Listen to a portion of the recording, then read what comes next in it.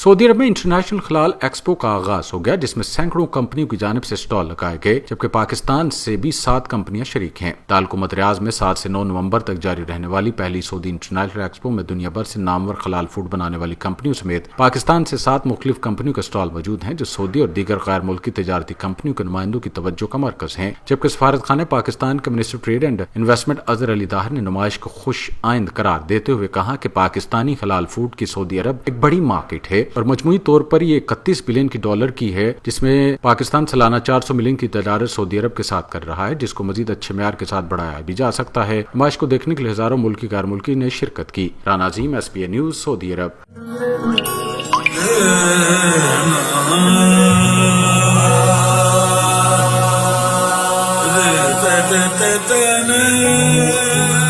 सेठीज lifestyle stores, नस्ल दर नस्ल खुशियों के हमसफर।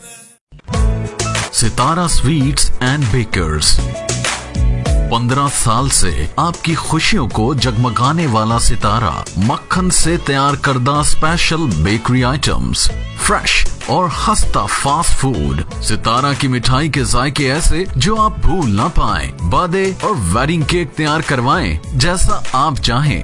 बेकर्स की दुनिया का एक ही सितारा, Sitara sweets and bakers, near staff गला, सरगोदा रोड, गुजरात।